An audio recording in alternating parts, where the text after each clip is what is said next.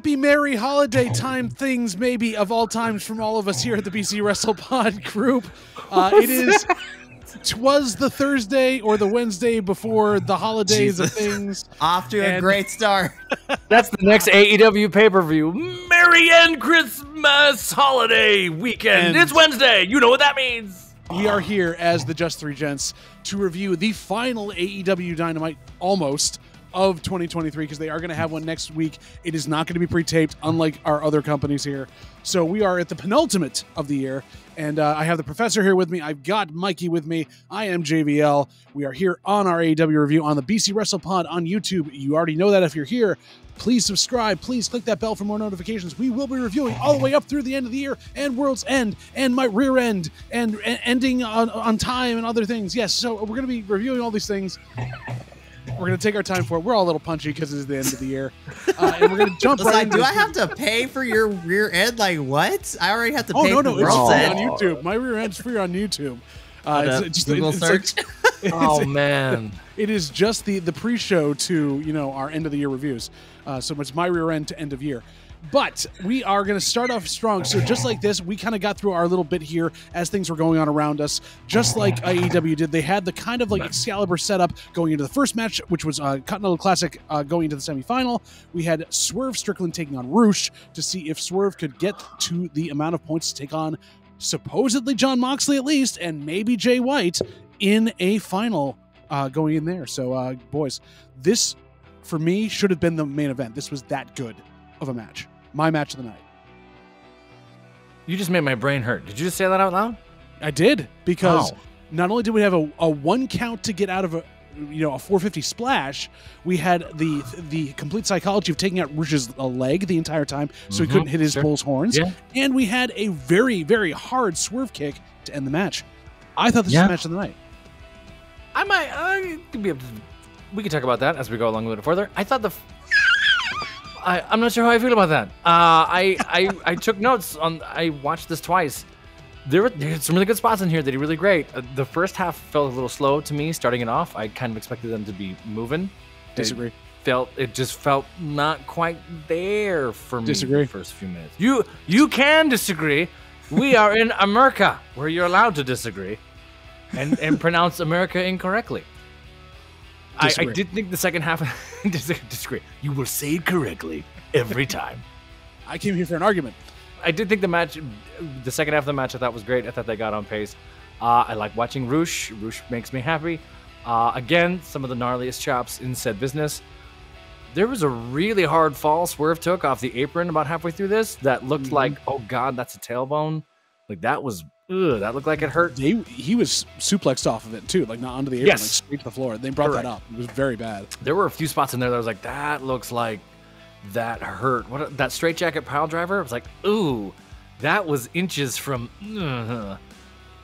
So we disagree about the first few minutes of it. I do think it ended strong, though. I do think they got the momentum by the end. Aubrey had herself right in the middle of it, which is fantastic. I love watching her. She's kind of amazing. It was great in the tail end of this. I felt like the beginning of it, they were a little, let's feel ourselves out, let's find out what's happening. And it took them a little while to connect. That's just me. I still thought it was solid, though. So always good. Mikey, how'd you feel about this opening match, kind of going straight into our tournament? I thought this match was very stellar, and this is what I wanted from between Swerve and Roosh. As both of you have mentioned already, this match was the most brutal thing that I saw this evening. Sure.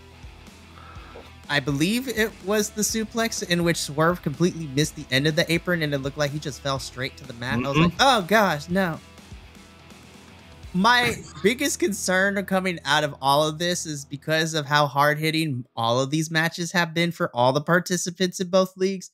I'm just like, oh, they must be really, really hurting by the end of this. Sure. They really seem to care about this Continental Classic thing. Yeah. And I'm not sure... I'm not sure why. Just to say that out loud, like, you all really like this.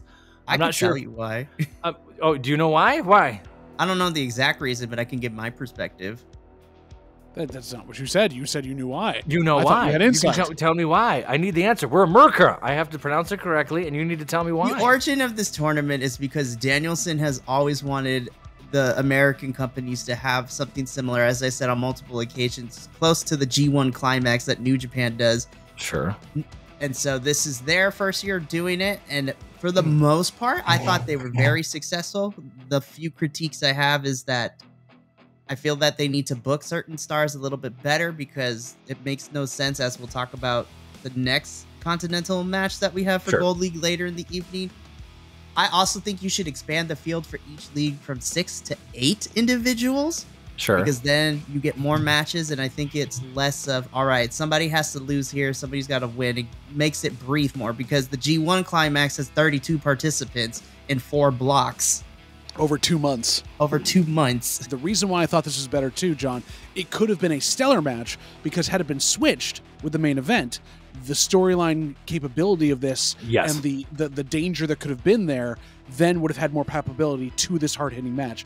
That's why I think it was in the wrong space in this if you wanted to tell a good story over the night. I agree with that. Yeah, I think so. And I think these two might have would have really benefited from the wave of a show underneath them instead of starting out. I think that might just be the way they work together.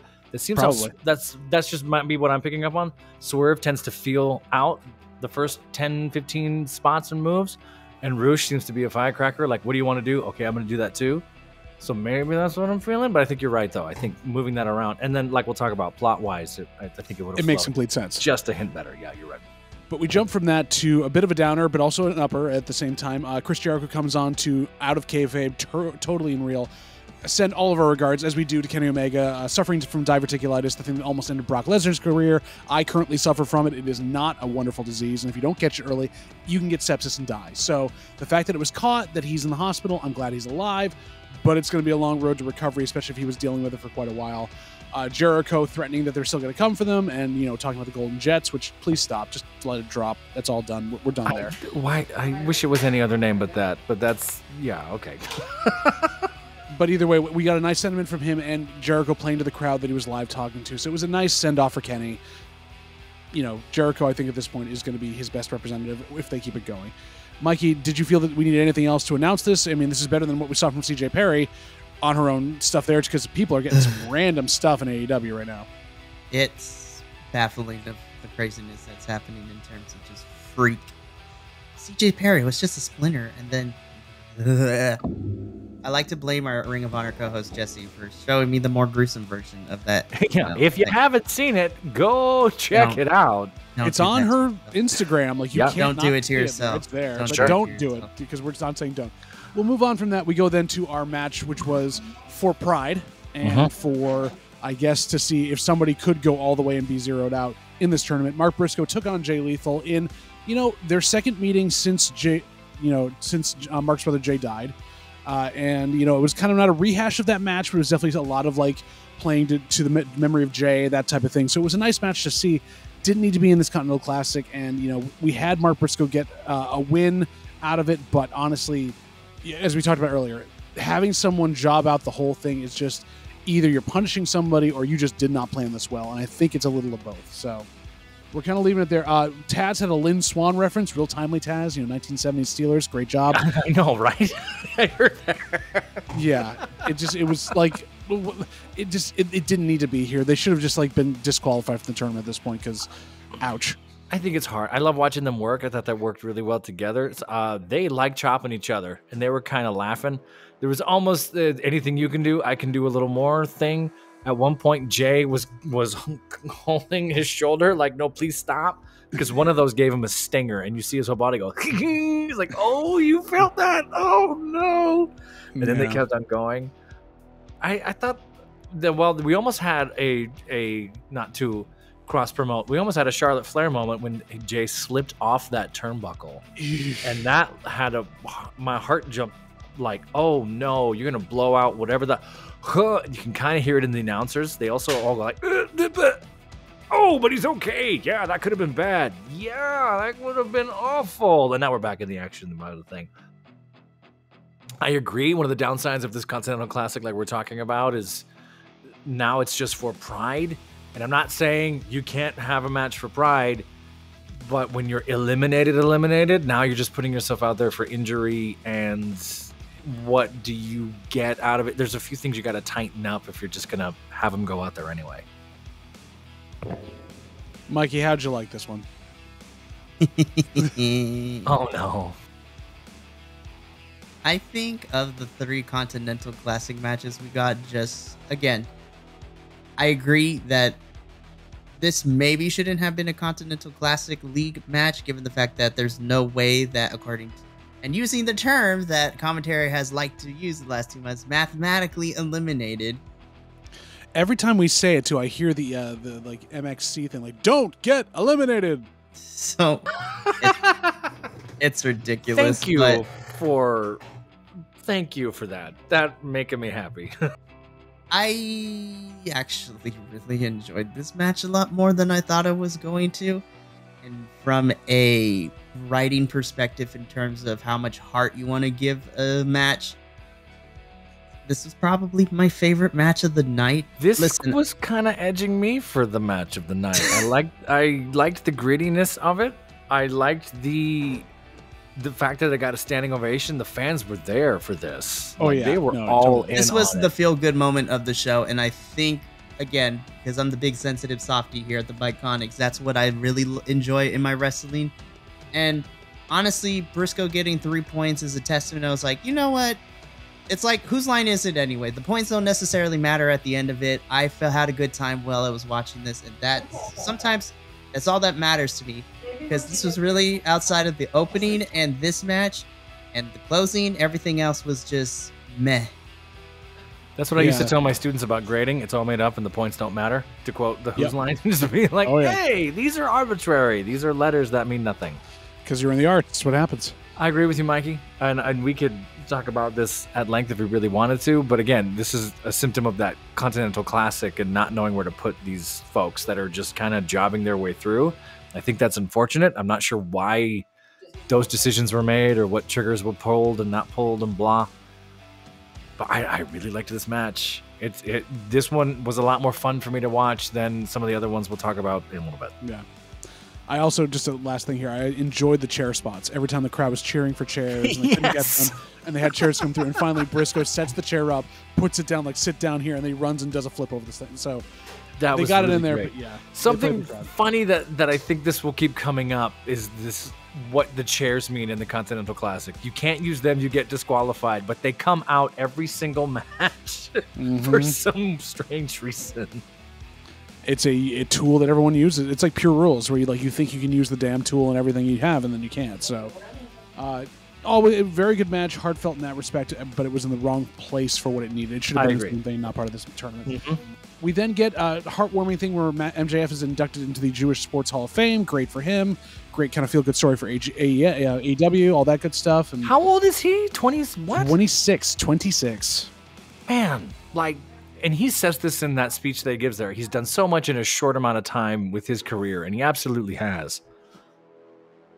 And we've talked about this with other performers and other things. And MJF's an adult and carries himself well, and we'll talk about this and not to take up too much time, but stuff like this makes me nervous when you have that meteoric rise and we're seeing someone. I'm not saying he's peaking. I'm saying he's way up, way high, way fast. Getting the accolades, being the champion, getting the push, being known, WWE rumors, Triple H rumors aside. It just always scares me when someone's this high up, because then that's how the horrible tragedy stories start. Definitely. I don't want this to come to fruition, but in the metaphorical sense, not the actual sense, but I'm very nervous that he's going to crash and burn just character-wise and storyline-wise, because there are way too many moving parts to what we're supposed to be doing. It seems that they're focusing mostly just on Joe. Makes sense, because Joe has his title match for MJF's championship at World's End. So those are the two focal point. Hangman's kind of out of commission for a couple weeks to sell the fact that he got attacked. They remember that the devil was a thing and they're bringing it back, which is another thing which we'll talk about during that little segment. I'm going to skip directly over this next part because it's the same Wardlow promo we've seen every week. We don't need to talk about it. Wardlow is going nowhere. He is just spinning his wheels. I will say Wardlow should get an agent and go do voiceover, because he's got that deep bass voice. Seriously. Dude could get work tomorrow. Just go change over. Cast him as the next JoJo's Bizarre Adventure villain. I'm here for it. he would be just fine. But then we move to now to an in-ring promo again after this with Samoa Joe calling out MJF, saying that he's the devil. MJF him getting to a scrap, being attacked by devils, and then being challenged to a ROH Tag Team title match next week, and Joe accepts going on it, which that was the one piece of I did enjoy that little bit. There was like, I don't think you want this, Joe. We accept, like right into it. That was funny. So that was there you go, neat. King Shark. Accept on behalf of MJF. Birdie. This goes my full theater teacher, musical theater person, where they're chanting "No Show Joe," and I had the volume down too low, and I'm hearing "Go Go Joe" from Joseph and the Amazing Technicolor Dreamcoat, and I'm like, why are they cheering "Go Go Joe"? No, that doesn't make any sense, John. Why would that be happening? And then had to turn it up to be like, no. So that tesseract my brain a little bit. I thought this ring promo was good. Samoa Joe's always great at these promos, so teaming him with MJF is always going to make these super fun and clean. I'm kind of getting bored with the devil thing. They needed to pull the trigger, and they won't, and now they're saying they will next week, and now I don't think they really will. They're not gonna. And then now it's blurring into other people's plot lines and storylines, which we'll talk about in a little bit as well. And the Max versus Gru. And now it's just muddy. And like, just to echo what Mikey was just saying about MJF and that career and that thing, is like now you got too many things starting to scatter. Oh, we're going to do an MJF thing. We're going to do an MJF thing. And then we see a little later on, hey, how about we give them an MJF thing too? And it's like, that's not going to end clean, folks. Everyone's got their history with him. It's basically what it is. Mikey, you brought up most of your points in the last thing as we were talking about the other stuff, but did you at least enjoy Samoa Joe being there with him in the ring? Like, was that at least good enough for you to continue a little bit? I thought this was kind of segmented clunky a little bit, because Joe comes out, accuses MJF. I was just like, okay, that causes MJF to come out. Sure, fine, whatever. I feel like Joe and MJF's kind of back and forth went on for a little too long, because then we get into being surrounded. Listen, I'm not a fight choreographer, but that was horrible. I was just like, if you're going to get ambushed, like, this was not set up correctly. And this was like, nobody really fought. No one got thrown over the ring. Like, there was no action to this. It was just, who's going to attack first? It reminded me of like a quick time event in a video game. Like someone is waiting to push the button for it to begin. I'm like, this is a Telltale game. I wrote down SNL Ninja Sketch. And for those of you who might be older than me, there's a sketch from SNL in the mid-90s with the whole cast where they're a bunch of ninjas and they're talking about how bad they are at ninja-ing. Chris Farley has a ninja star on his face, and Phil Hartman has some great one-liners, and it's hysterical. That's exactly what this was. It was just ninjas go. Minus the hilarity. So I'm gonna one back here, John. I'm gonna go full nerd here, because that was based off of an old Second City sketch. Good knowledge. Yes, you're right. Two guys at the ATM talking about anything. The lights drop, and all of a sudden ninjas just come out of the audience, and these two guys fight these ninjas off of the ATM for a good 2 minutes. Never really get touched or doing everything else, and the button is the lights come back up. So you're gonna see the game later on tonight? Yeah, I'm gonna be fine. And they walk away. Ninjas are on the ground, all dead and everything else. So that was the continuation of it. Was the SNL sketch? Was like what follows after that, these terrible ninjas. Good knowledge. Yeah, that was my first issue. The second issue, and this is just a minor nitpick that I have personally. I think if you're going to not have any modulated voice for the devil speaking, that's one thing. But they didn't even have really any sound effects for the text coming across the screen, or even some ambiance. I was like, bro, this is literally silent. Like, come on now. No, I'm like, it wasn't silent. Did you hear? If you turn your volume up enough, some of the crowd was reading it out loud. They were reading the words to him, and it was like, interesting. Oh, this is so good. I love that. We were in OKC, right? So they can read, they can't count. They messed up every count they had last night on Dynamite. Aubrey saved them twice. Yeah, because she was trying to count them out, and she went 1. Nobody's with me, and then they all went 1. 2. She did it a few times. When Moxley's hitting Jay in the turnbuckle, they were off on the count there. It's like, y'all can't count. What are you doing? This is when you need Sean Spears to come out to just keep doing 10s. They always say 10. We do move on to another promo after this. Now, I'm going to plant my flag in this. It's not the best promo ever done. It's not the best anything else. I am over the moon of how Orange Cassidy is booking his matches, though. Just out of nowhere. You want one? Okay, we got it. Moving on. because we had the best friends there, and they're asking how people are doing. Obviously, you know, people are out, and they're talking to Rocky and to Trent Beretta about like what they're going to do, and Rocky's going on about like, you know, I just did this, I came off of that. It was 200 and something days as the CMLL champion, which his match was so good. And not talking about doing anything else. And Orange Cassidy's like, you want a title shot? All right, we'll do it. Just like Can I also say, just from a comedic standpoint, I love Chris Statlander and Trent Beretta kept hitting Rocky Romero like the whole entire time. It was so great. It was so good. So yes, I love that promo. It wasn't the best promo. I love how they're doing this with Orange Cassidy now. It's like, yeah, I don't care. Sure. Whatever. That's great. Moving on. Oh, okay. And then his face of just, huh? That just happened, right? Oh, okay, great. I love that in CMLL that Rocky Romero's a complete douchebag heel, and then here we love him in AEW. I was just like, that's good character work. He's the heel he was in NJPW in CMLL. Like it's what he plays. So yeah, it's very fun. I love it. Yes.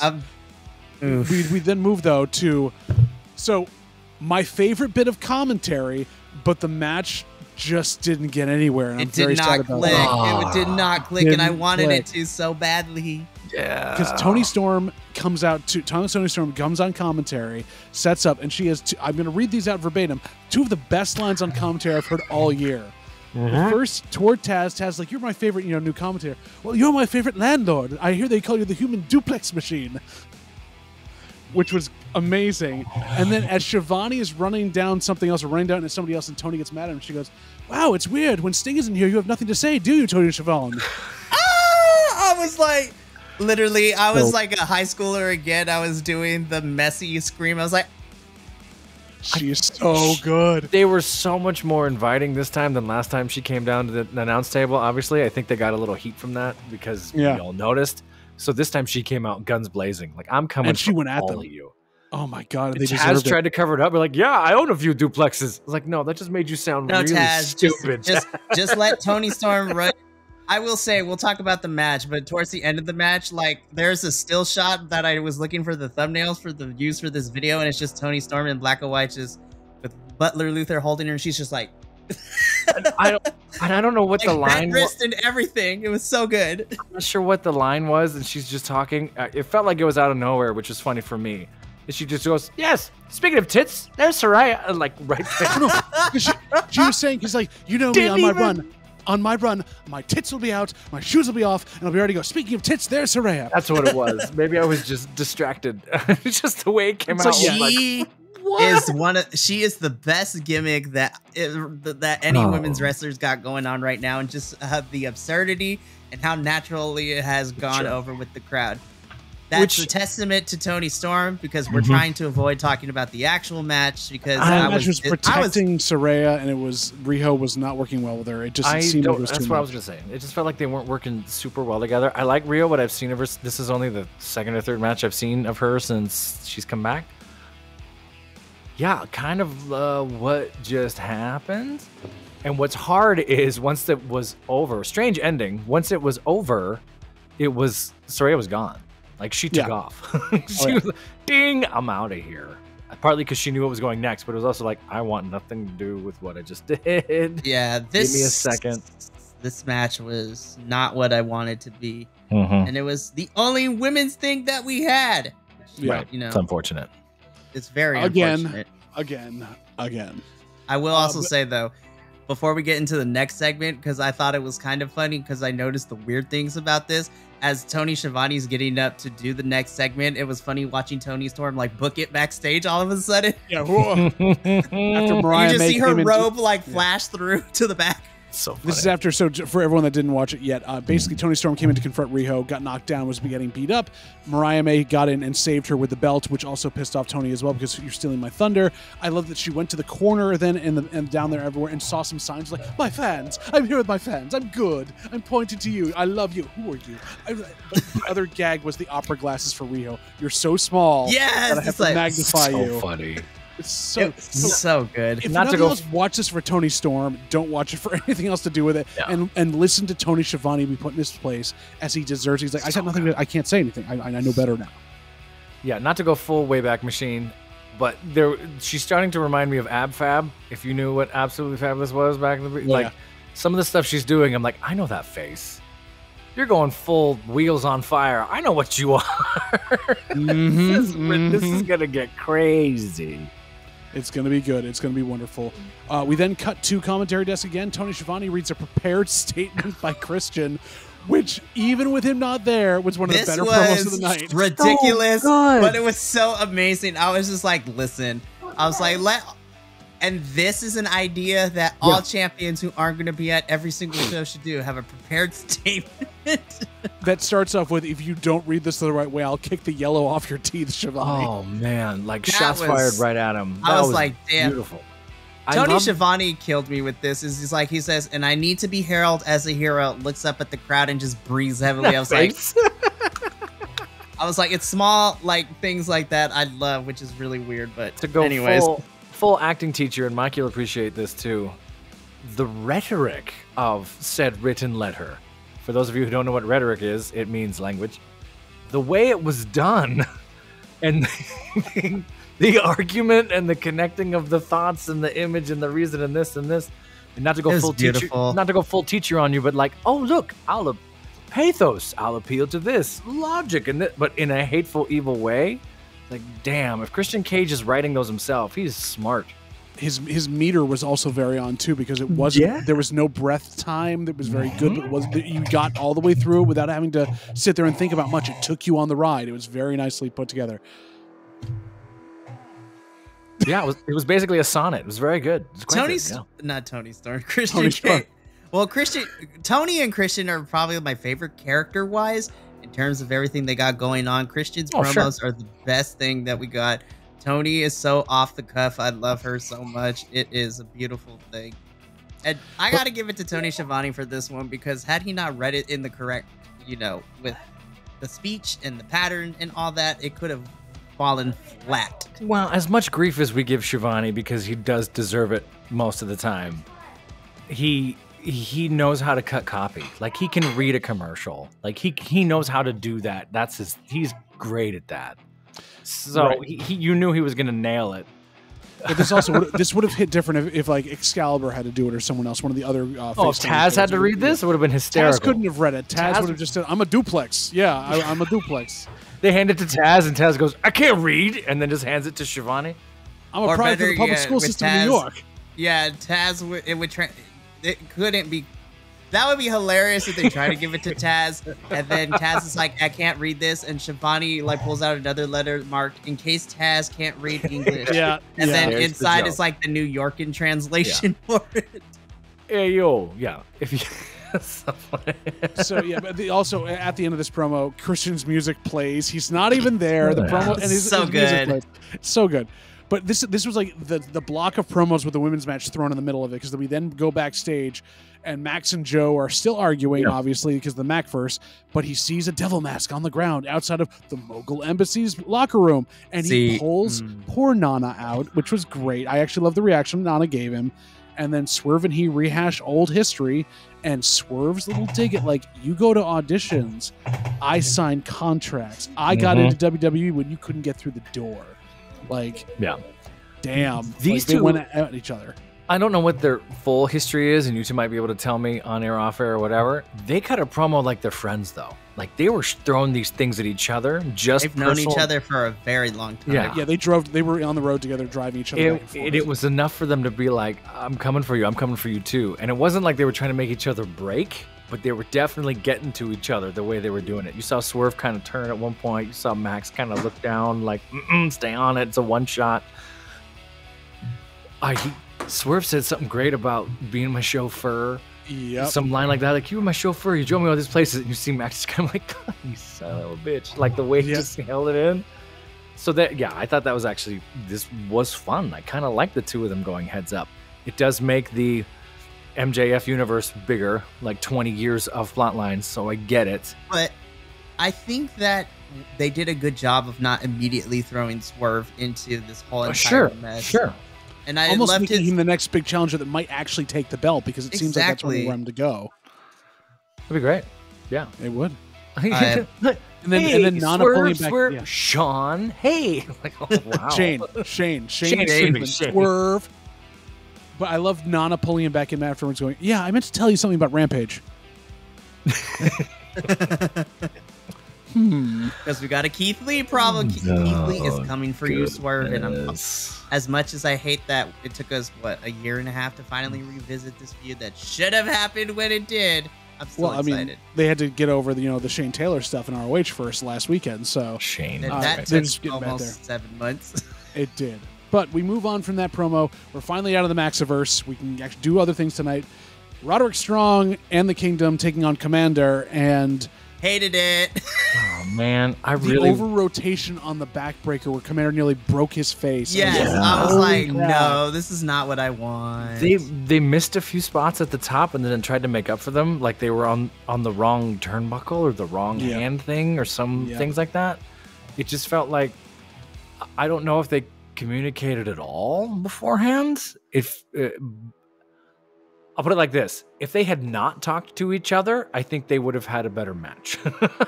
If they just had to go off flowing with each other and go for it, that would have been better than whatever kind of sort of happened here. There is a part of me that I feel like Commander got screwed because this was just a match to lead to a promo. Yeah. Right? This was just sort of, hey, we're going to give you 5 minutes before this promo, as opposed to actually doing the thing. And that's rough. So I don't know if they got heady. I'm trying to let them off the hook a little bit because it was kind of a mess.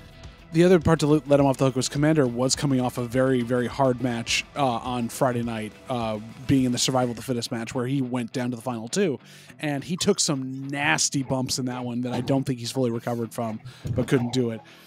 So there's a lot at stake there, but you're right. This was really to lead to a Roddy promo with Renee where he screamed everybody's name as much as he could. And, Renee doing her best, looking amazing in the ring and just trying to keep him going there. But Roddy's sweating everywhere and yelling, Samoa and Renee and everything else. It was just crazy. Mikey, do you feel like this is furthering anything to do with Next Strong, that they're not the devil or anything else? Or this is kind of like make you want to just turn it off? No. And it sucks because and this is my fault for believing that they would do something fun with Roderick Strong. Because when he first came in, I actually enjoyed the Falls Count Anywhere match that he and Chris Jericho had, where Chris Jericho got ice cream thrown in his face, which was hilarious to watch. And I was just like, this is the Roderick Strong that I love. And then they kind of, turned him into this, excuse my French, this whiny little brat, kind of like, woe is me. Like, well, yeah. He's Alex Jones. He's just Alex Jones now. Yeah. It's the devil! They made the frogs gay! It's him, Samoa Joe! Like, that's all it is. Buy my supplements! Buy my supplements! And, initially, I thought we were going somewhere because if he was, the segments that he had with Adam Cole and all that, But now, in hindsight, that is like, it has no relevance to what we're doing. And I understand that plans shifted because Adam Cole getting hurt threw everything out of whack. But I'm of the mindset of what JVL and you, Professor, have brought up on multiple occasions on previous reviews.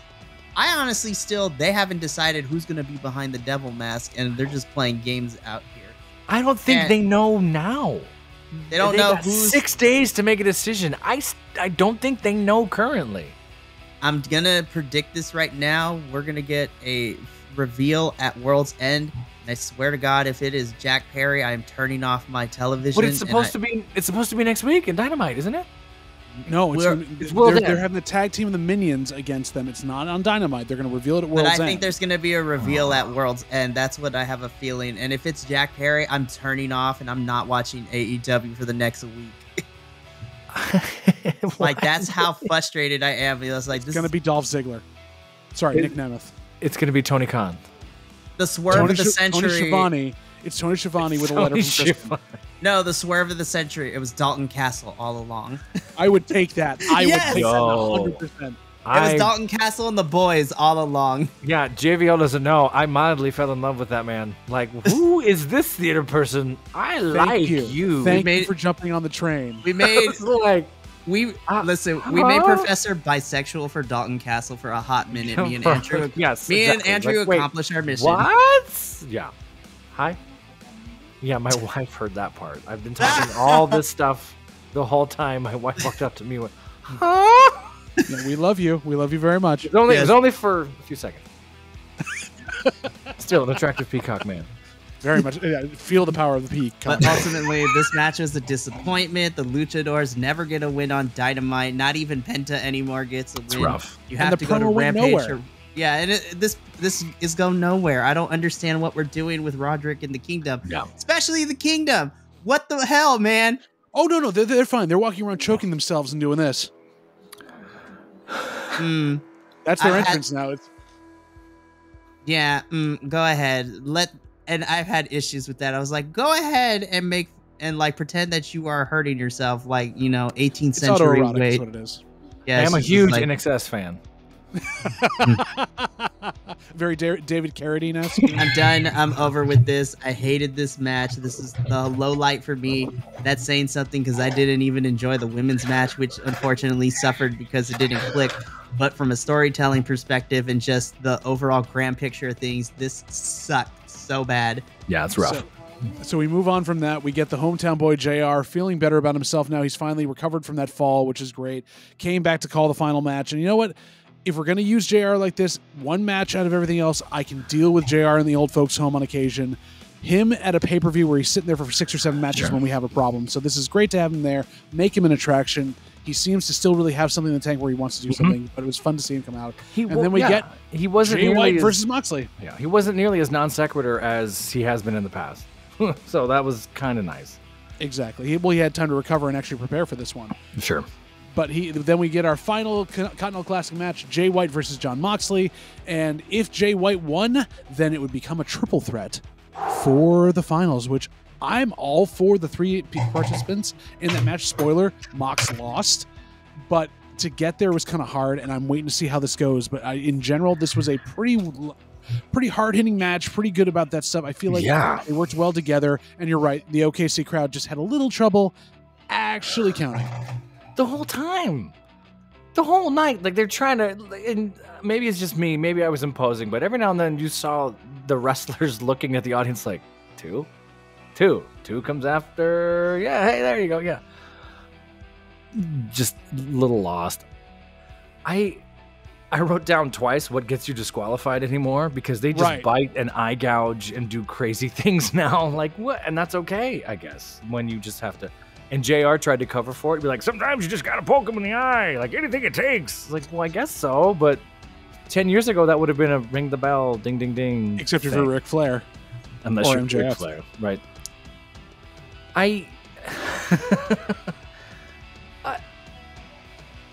This felt like every other Jon Moxley match, which makes me sad because I really like Jon Moxley.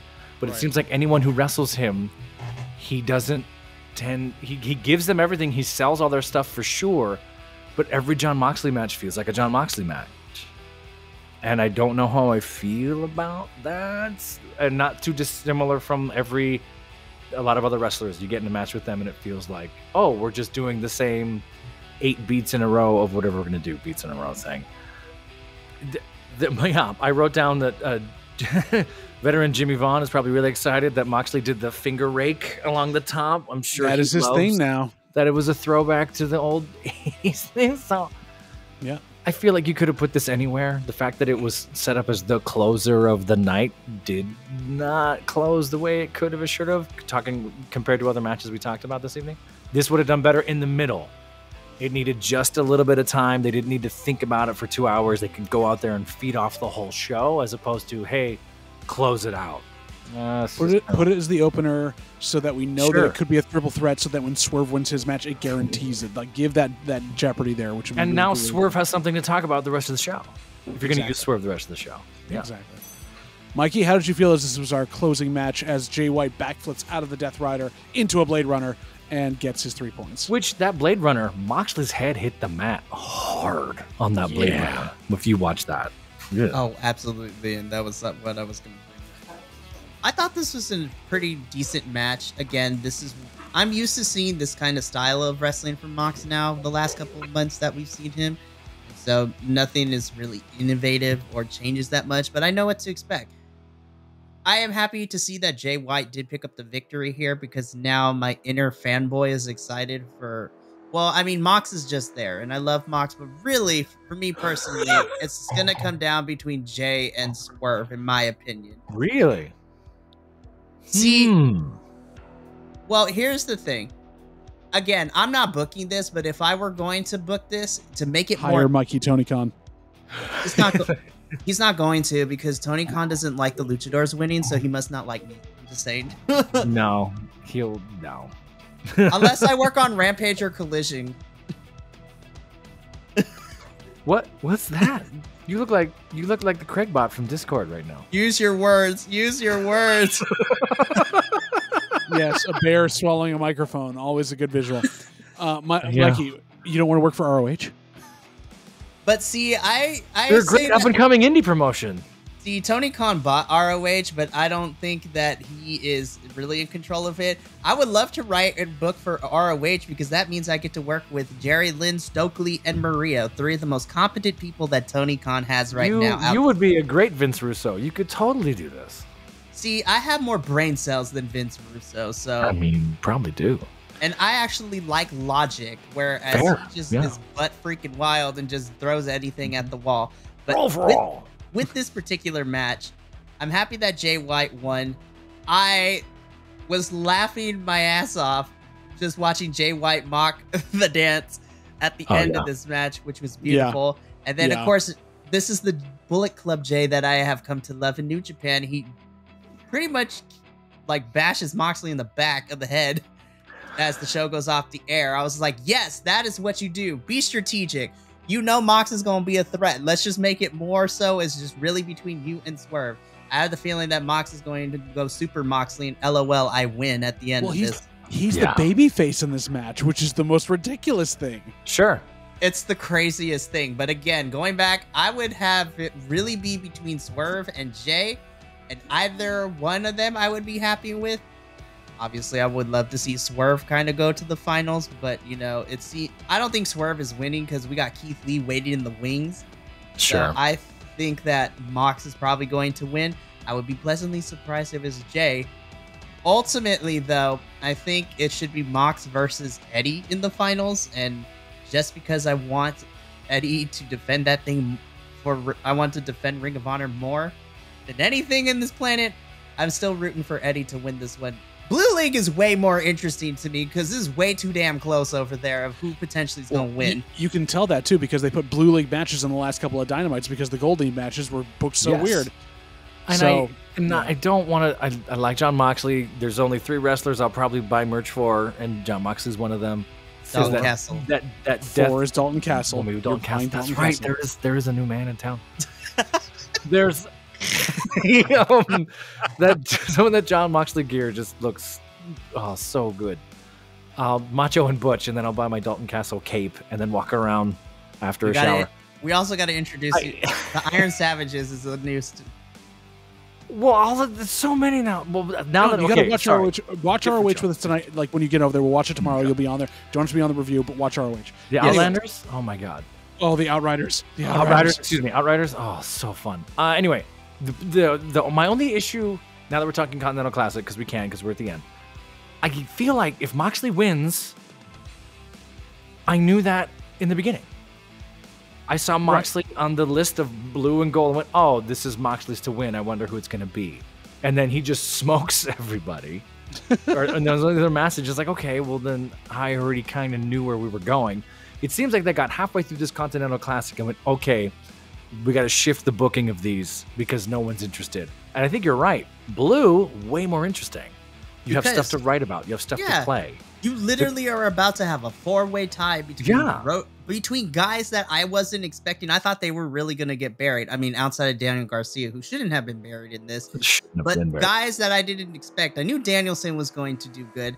I'm really pleasantly surprised that Brody King is getting love and actually is a threat. Andrade is on a fucking tear right now, which I love to see. We're finally getting some good stuff with Andrade. And now you're setting up Eddie Kingston to be your babyface underdog. It's just like he's got one more. He's literally like $1 Million Baby minus the ending of the movie. He's got to win out. So I agree. I see what we're saying, and if it's Eddie and John, cool. If it's Moxley Danielson, that's going to be weird, but possible, I guess. If it's just an eyeball match, first one to lose an eyeball wins, or whatever it's going to be. But you're right. Ask Rey Mysterio how that went. It did not. That match was stupid. That's right. That was a thing. That made his son leave him. Anyway. So out of what empanadas, because we're there, John, let's start with you. We'll go to Mikey. We'll go to me. How many empanadas would you give this Dynamite out of 10? Oh, 10 empanada scale. Oh, we're doing 10. I think because we had a women's match, which my suspicion is it's not the women's fault. I feel like they got cut for time, or I feel like there was meddling in that. That brings it down for me. We're somewhere in that high 5, low 6 for me. It's just sort of a meh. Like I could have gone without this one. What makes that even harder is that there were some cool things that we talked about that could be tightened up and that we're going a direction for. What sucks is this is the Dynamite that fell in between two other Dynamites, I have a feeling, where it was just sort of a meh night. And I think the performers were a little off feeling that. It's the holidays. It's everything. It's the holidays. If we were on the other promotion, I think it would be someone in the headset meddling. It would have been someone behind the scenes doing something. So I don't feel like this night was their fault. I feel like something else was going on behind the scenes. That's just my take on that. The rearrangement of the order, Kenny being gone, Christian Cage being gone. Like there was some telltale signs to me of, hey, this wasn't the way it was supposed to go. That being said, for the booking and the plot lines and the whatever this was, yeah, we're in that 5-ish range for me. Makes sense. Mikey, final thoughts on Empanada. Let's go for it. I am just from everything that I like, my writing, my wrestling. Again, AEW always has stellar wrestling for the most part, and that's never an issue for me. I said for the most part. Don't look at me like that. My biggest issue with this particular episode is nothing progressed, really. Again, I don't fault what's going on with Kenny and Chris, the Golden Jets. Like, sure. So, obviously, that threw everything for a loop. But, once again, Tony Khan, you only give us one women's match and not even any additional segments. How the hell do you only have one women's segment on Dynamite, yet Collision? We got 4 last week. We got 4. I was just like, I smell Danielson booking all over that one. I don't care what nobody says.